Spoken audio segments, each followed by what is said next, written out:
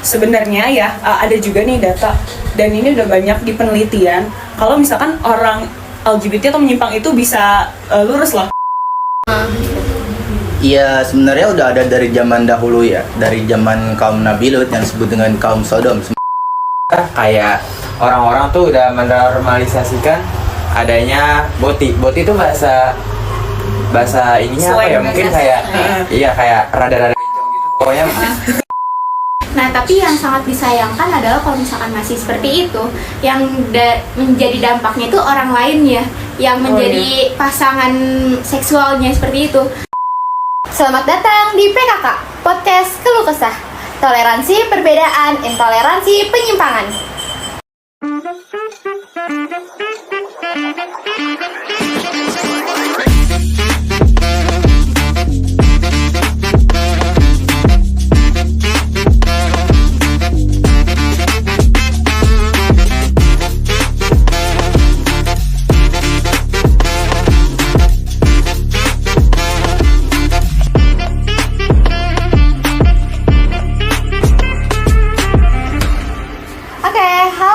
Assalamualaikum teman-teman semuanya. Perkenalkan, aku di sini Syahla Fajria, host yang akan menemani kalian beberapa menit ke depan.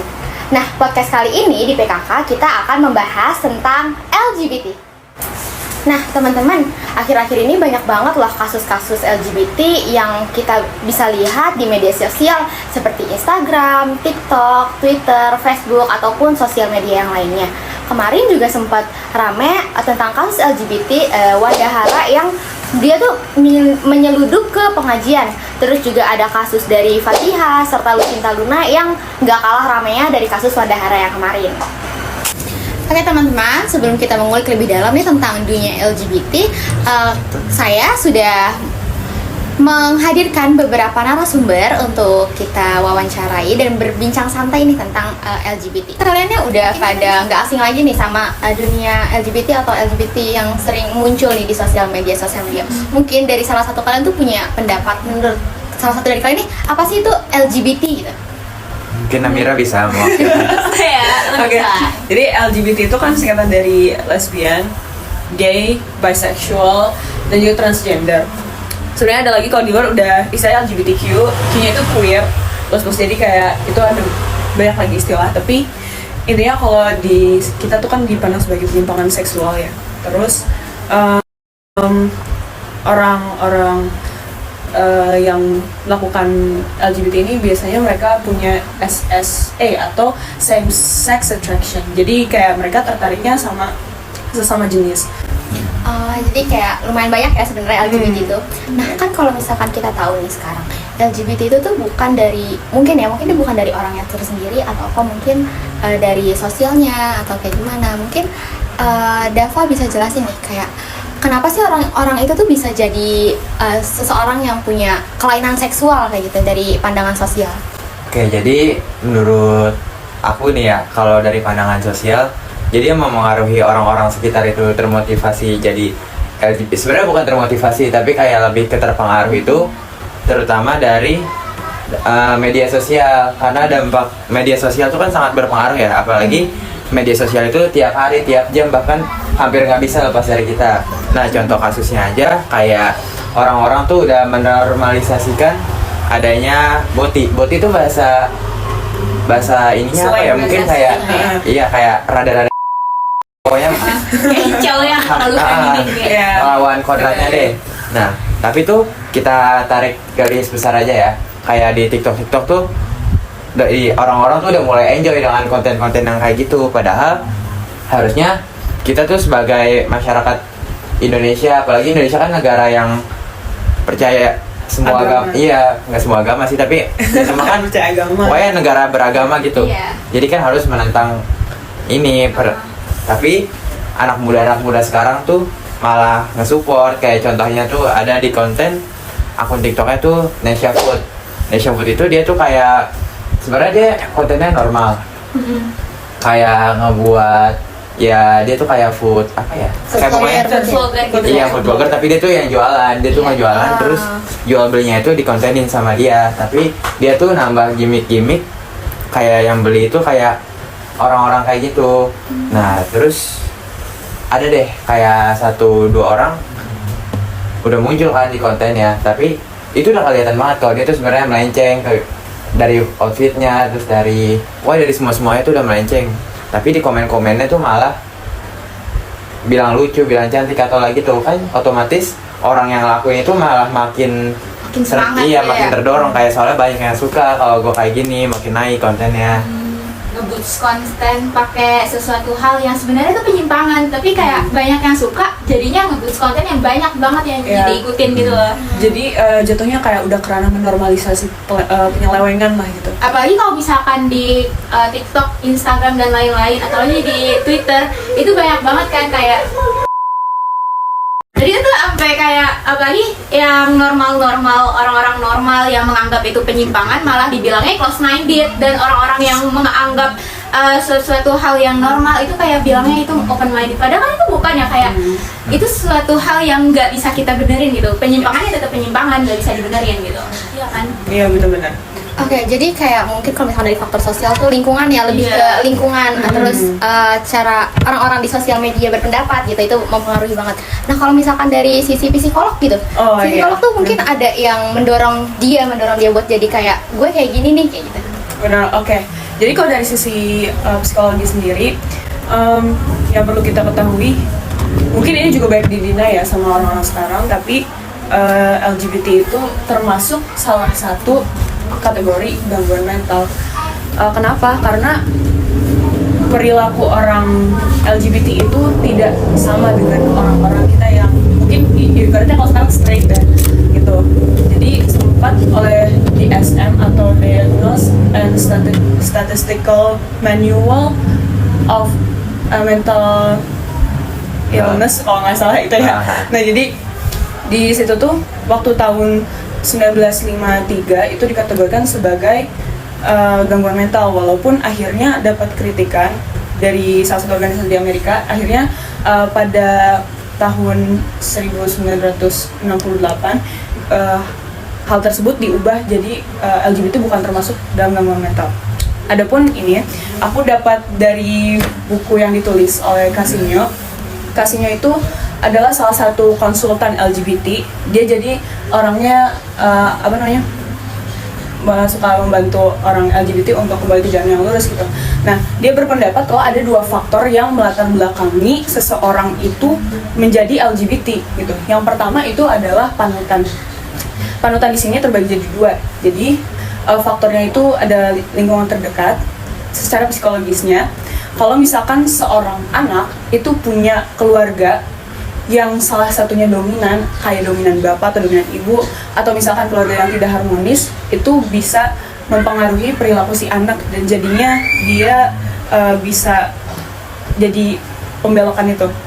Nah terus salah panutan yang kedua yang dimaksud adalah orang tua yang punya pola didikan liberal gitu, membebaskan anak-anaknya itu jadi gak dikontrol anak yang lihat apa aja, sehingga misalnya dia buka HP, kan sekarang kita zaman digital banyak di HP, itu mereka melihat konten kreator yang seorang LGBT terus akhirnya dia ngikutin gitu. Itu bisa terjadi. Berhubungan sama yang udah bilang tadi Iya, ya kan? ya, itu faktor pertama nih. Yang kedua, faktornya adalah overprotective.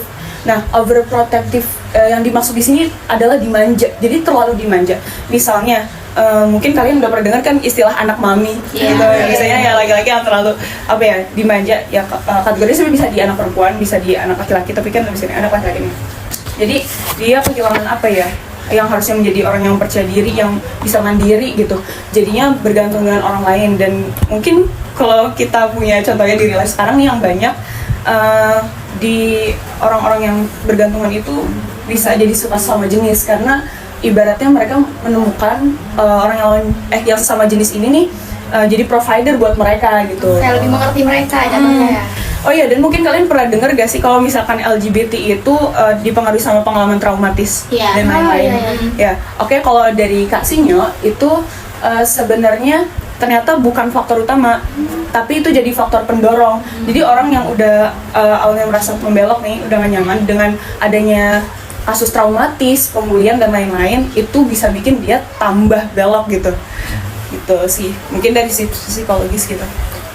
Kalau misalkan nih ada seseorang nih yang emang udah sisi feminimnya lebih besar, tapi dia tuh kayak punya pengalaman traumatis, tapi tuh dia menjadikan pengalaman traumatis itu tuh jadi kayak yang gue nih kayak gini nih gara-gara traumatis kayak gini loh, kayak gitu. Itu menurut pendapat kamu tuh kayak gimana?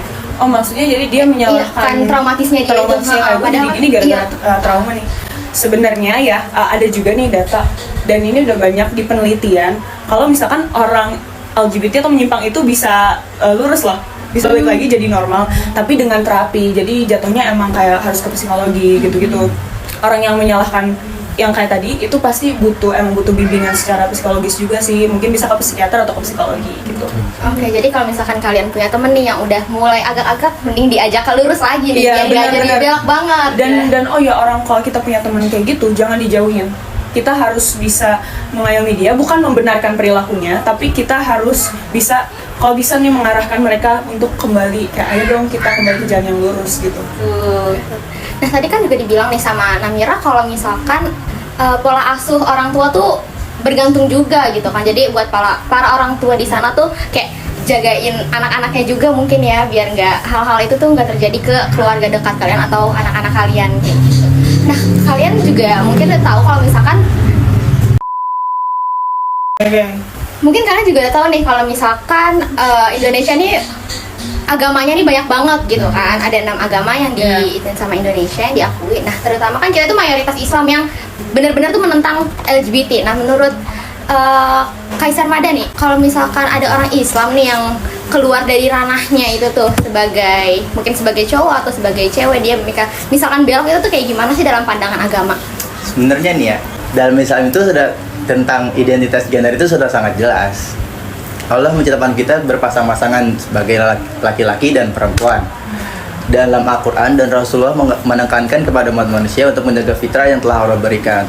Dan terdapat dalam beberapa hadis menyebutkan kita tidak boleh menentangkan yang fitrah yang telah Allah berikan.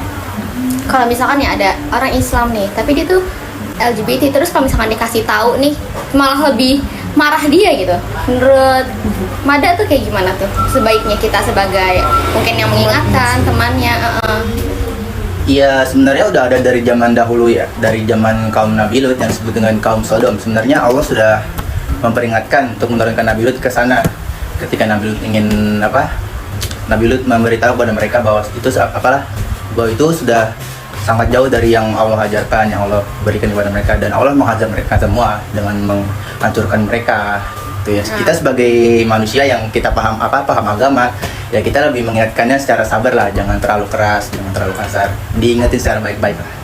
Oke, kayak gitu. Nah kalau misalkan kalau LGBT tuh, kalau penyimpangan tuh udah pasti ada dampaknya nih. Kalau misalkan dari dampak kesehatannya tuh buat orang-orang LGBT tuh apa sih? Oke, berbicara sama dampak, tapi kita harus tahu dulu nih, kenapa sih LGBT itu ada? Ternyata LGBT ini udah diteliti nih sama orang-orang yang dalam kesehatan. Nah itu, tapi ada beberapa faktor penyebabnya dulu. Aku mau jelasin kenapa LGBT itu ada dari sisi biologis gitu ya. Jadi manusia itu kan ada 2 gender, laki-laki dan perempuan. Kalau laki-laki itu mempunyai kromosom XY, sedangkan kalau perempuan itu kromosomnya XX, betul.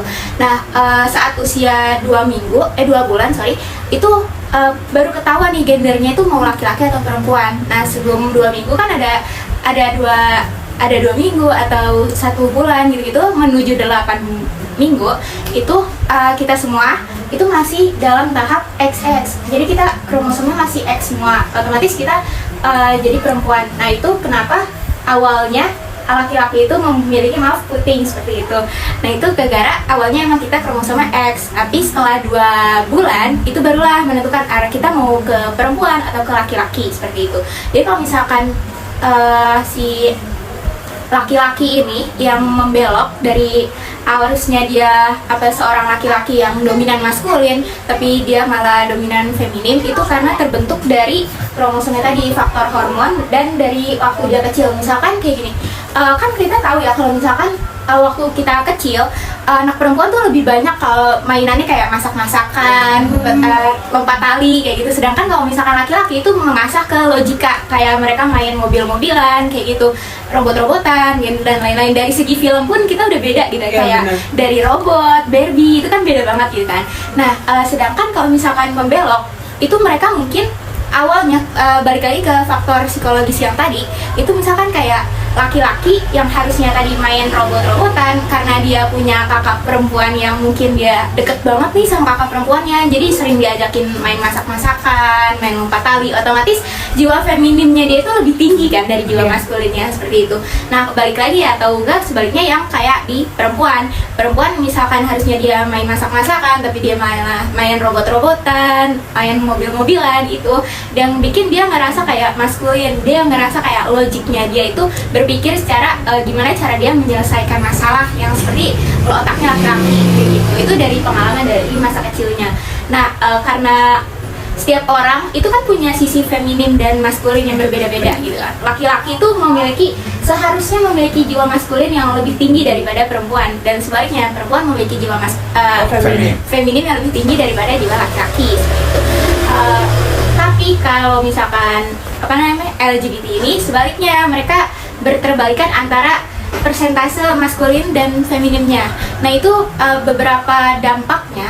Kalau misalkan kita omongin penyakit, itu ada banyak banget. Yang paling sering kita temui itu ada HIV kan. HIV itu paling sering, bahkan menurut Kemenkes dari 2012 itu yang penderita LGBT itu udah ada 1 juta orang dan sekitar 5% ya atau sekitar ribuannya itu penderita HIV. Jadi HIV yang diderita oleh kaum LGBT itu lebih tinggi daripada HIV yang diderita orang normal. Karena kan mereka kadang suka berganti-ganti pasangan dan hubungan seksnya itu melewati area belakang yang tidak seharusnya untuk dilewati kayak gitu kan. Terus abis itu ada banyak banget, ada kanker anus, ada sifilis dan penyakit-penyakit infeksi menular seksual lainnya gitu. Oke, jadi kalau misalkan LGBT ini lebih gampang terkena penyakit ya. Iya. Betul. Oke. Nah, kalau misalkan nih di Indonesia kan mungkin banyak nih ya kayak LGBT atau kaum pelangi ya, orang-orang bilang itu kaum pelangi gitu. Nah, kalau misalkan mereka sudah berobat nih, mereka berobat terus sudah dikasih tahu kalau misalkan mereka kayak terkena penyakit menular, tapi mereka tetap melakukan itu. Nah, sebagai di bidang kesehatan tuh kayak gimana sih ngasih tahu mereka supaya jangan ngelakuin itu lagi gitu? Karena kan berbahaya mungkin buat diri mereka sendiri gitu. Sebenarnya ya, kalau misalkan kita ambil contoh dari HIV kan sampai sekarang belum ada obatnya ya. Itu hanya bisa kayak kalau misalkan udah sekali penderita, ya udah menderita seumur hidup, dan itu cuman bisa diobatin kayak harus minum obat terus-menerus seumur hidup dan nggak boleh berhenti obatnya kayak gitu kan. Nah, tapi yang sangat disayangkan adalah kalau misalkan masih seperti itu, yang menjadi dampaknya itu orang lain ya, yang menjadi pasangan seksualnya seperti itu. Oke, jadi tuh LGBT tuh faktor seseorang bisa bergabung menjadi pelangi itu sangat banyak ya ternyata teman-teman. Nah, terutama itu lingkungan yang paling mempengaruhi nih kalau misalkan dilihat. Jadi kalau misalkan kita berteman dimanapun, kita berkenalan dengan siapapun, strangers mungkin nih kan, stranger kita nggak tahu nih kalau misalkan stranger kayak di perkuliahan itu tuh pasti banyak banget orang yang kayak gitu. Kita tidak menutup kemungkinan kan ya. Jadi kita tuh harus jaga diri. Yang terutama kita tuh harus bisa jaga diri banget nih supaya kita nggak tertular LGBT-nya kayak gitu. Terus kita juga harus ngelihat faktor-faktor orang-orang terdekat kita nih, karena itu juga menjadi salah satu faktor yang bisa ngebuat kita jadi LGBT gitu. Tapi semoga kita dijauhkan dari penyakit-penyakit LGBT kayak gitu ya teman-teman. Amin. Oke, mungkin segitu aja podcast kali ini, nggak panjang-panjang karena juga terbatas waktunya kayak teman-teman. Jadi semoga kalian bisa ngeliat nih baik buruknya LGBT, walaupun kalian juga jadi bisa ngeliat nih ciri-ciri teman yang LGBT itu kayak gimana sih. Mungkin dia mempunyai faktor-faktor lain yang membuat diri teman-teman jadi LGBT kayak gitu. Oke teman-teman, mungkin itu aja episode podcast kita kali ini tentang LGBT. Sebelumnya aku mau terima kasih nih kepada narasumber karena sudah bersedia diwawancarai. Dan juga aku mau terima kasih kepada teman-teman yang sudah mau menonton podcast ini sampai akhir. Jangan lupa di-share ke teman kalian juga ya. PKK Podcast Keluh Kesah. Toleransi perbedaan, intoleransi penyimpangan.